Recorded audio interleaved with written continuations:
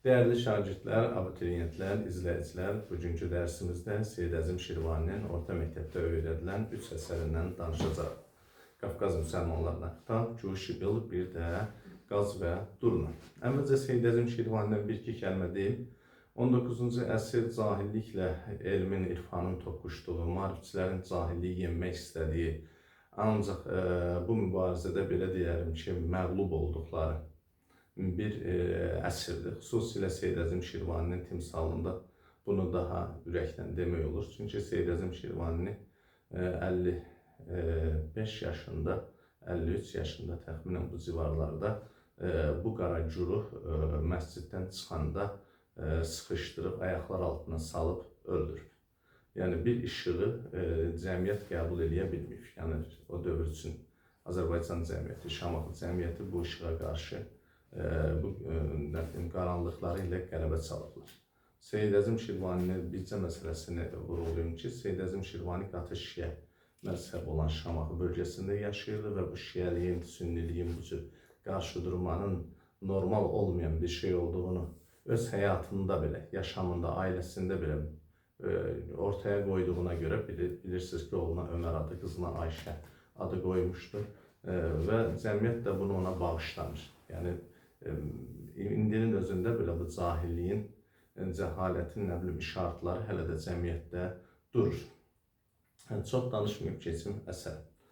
Qafqaz müsəlmanlarına xitab əsəri haqqında deyək ki, birinci forma xüsusiyyətlərini deyim. Məsnəvi şəklindədir, yəni bunu xüsusilə vurğulayıram. Əsər belə hamısı misrallar bir-birinin ardıncadır, sanki məsnəvi şəklində olduğu görünmür. Yəni beyt şəklində deyil. Amma əslində bu əsər beyt şəklindədir, məsnəvi şəklindədir, qafiyə quruluşu A, B, C şəklindədir. Və bu əsər xəfif bəhrindədir. Dimin vəsaitində təfillərin bölgüsü burada failatun, bir də fəalan kimi göstərilib. Amma əslində fəilatun, məfailun, fəilündür. Burada elə belə bir dənə giriş verim, əruzdan bağlı videolarıma baxsaz bilərsiniz. Fəilatunla başlayan ölçülərdə birinci misra uzun da gələ bilər. O cümlədən fəilündə 2 dənə qısanın yerinə bir dənə uzun heca da ola bilər. Daha bu niyyətim o deyil. Ona görə də elə belə xatırlatdım. Qafqaz müsəlmanlarına xitab əsəri xitabdan başlayır. Qafqaz əhlinə və özünün hörmətli adamlara xitaben başlayır və deyir ki, dünyada bir bəla var. Dünyada deyəndə cəmiyyətimizdə bir bəla var ki, bu bəlanın adı nadanlıq bəlasıdır. Və nadanlıq deyir, cəmiyyətimizi çürüdür, məhv edir, böyük ziyanlar yaradır və buna çarə eləmək lazımdır. Və bunun çarəsi nədir? Elmdir. Və bu əsərdə xüsusilə biz bir şey görürük. Elmsizliyin, insanların cahil qalmasını adamların İslami inanclarla deyəndə o dövrdə hakim olan İslami düşüncədə görür. Çünki geri qalmağımızın səbəbini 50 min axudda, seyiddə, tələbədə, mərsiyəxanda görməsi görünür ki, yəni din xadimləri, yaranan silklər, təbəqələr, adamların savadlanmasını istəmir. Məsələn, burada görürsünüz, xüsusilə qeyd eləmişəm, nadanlığın, elmsizliyin, İslam millətini, burada İslam milləti ifadəsindən xüsusi demək istəyirəm. Burada söhbət Azərbaycanlılardan gedir, bütün dünya müsəlmanlarından getmir. Azərbaycanlılar zayi etdiyini söyləyir, xüsusilə dinlə bağlı silklərin xalqı soyduğunu vurğulayır. Çünki həqiqətən o dövrdəki o mərsiyəxanı da, özünü tələbə hesab edən, yəni mollaları tələbə hesab edənlər də, axundlar da, hamısının xalqı fikirdir, xalqı soymaqdır, quru yerdə bu xalqı qoymaqdır. Sonra bir də onu vurğulayır ki, düzdür, millətin içərisində tək qananlar var, amma avamlar daha çoxdur. Və xüsusilə İslamın düz anlaşılmaması bu əsərdə xüsusi vurğulanır. Deyir ki, hətta biz Peyğəmbərin hədisini də anlamırıq. Mən bu hədisini anlamamaq məsələsi bu gün də durur. Bir hədis çəkir, deyir, Əl-Kasibi Həbibullah. Allah Teala deyir, Peyğəmbərimiz deyir, kəsb edənlər üçün, qazancla məşğul olanlar üçün, qazananlar üçün deyib ki, qazananlar Allahın dostudur. Yəni, kəsb edənlər Allahın dostudur. Amma biz bu gün də belə başa düşürük ki, kasıblar Allahın dostudur. Allah da kasıbkarlıqdan bezardır. İşləyənlər, qiriyyətdə olanlar Allahın dostudur. Hətta Peyğəmbərimizin bir başqa bir hədisi var.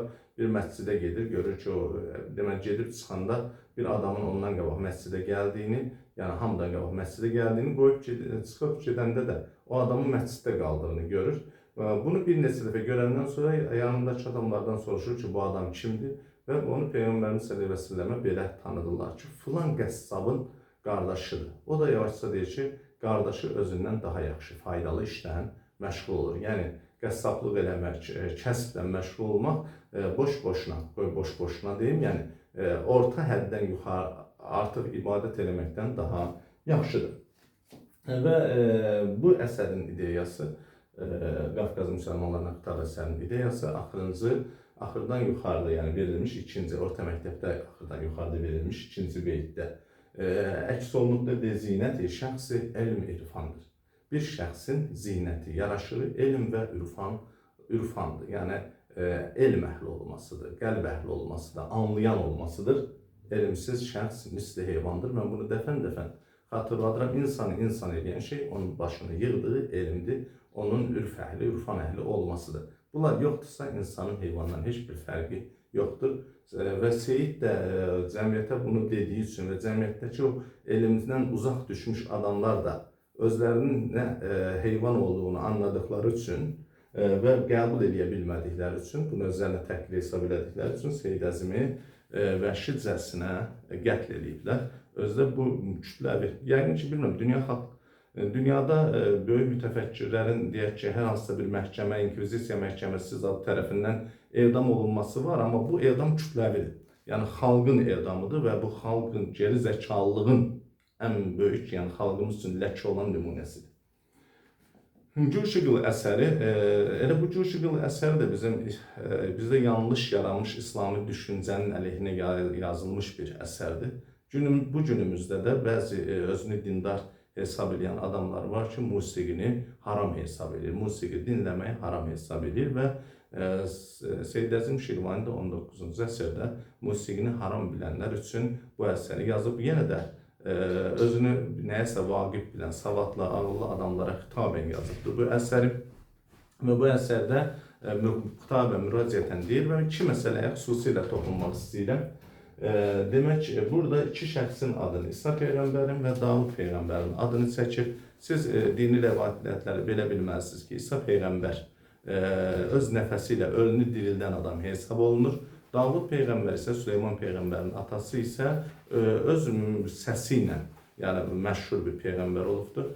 Ona görə burada iki məsələni yadda xüsusilə saxlamaq lazımdır. Deməli, müğənninin səsini İsa'nın nəfəsinə bərabər tutur, yəni o ölüləri dirildə bilər. O cür bir fikir var.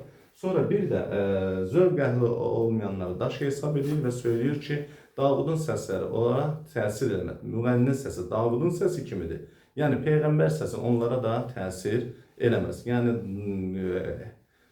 ürf əhli olmayan, elə burada zövq əhli olmayanlara zaten musiqinin təsiri olmaz. Yəni, bir şəxs ki, musiqinin zövqünü anlamır, deməli ona deməyin də mənası yoxdur. Necə ki, türk olmayana sən türksən deməyin faydası yoxdur. Gərək insan özünü türk hesab eləsin. Bu yerdən deyim ki, yəni biz çox belə bəzən adamlar, mən türk deyiləm, Azərbaycanlıyam deyən şəxslər üçün deyirəm. Həqiqətən o türk deyilsə, hamımız Azərbaycanlıyıq. Deyək ki, bu başqa bir millətə məxsus, xalqa məxsus bir övladdırsa, insandırsa, özünü Azərbaycanlı hesab edirsə, burada problem yoxdur. Amma türk olub özünü Azərbaycanlı hesab edən, yəni türk hesab edə bilməyənlər üçünsə, türksən deməyin zaten heç bir faydası yoxdur və daş olanlara da musiqinin zövqlü bir şey, insan ruhunu oxşayan bir şey olduğunu deməyin zaten heç bir mənası yoxdur. Əgər ondan zövq almırsa, nə mənası? Mən bir dəfə Karvan suitasına qulaq asırdım.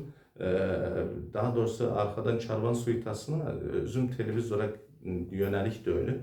Karvan suitası çalınır və beynimdə bir karvanın gedişi, uzaq bir yolda olmaq hissi yaranır. Mən də öz-özümə elə bir ki, qeyri-ixtiyari dedim ki, adam elə bir yoldadır. Adam elə bir yol gedir. Deməli, yoldaşım onda dedi ki, Karvan suitasıdır da bu. Yəni, musiqi həqiqətən insan qəlbinə sözsüz təsir edə bilən bir sənət, bir incə sənət növüdür.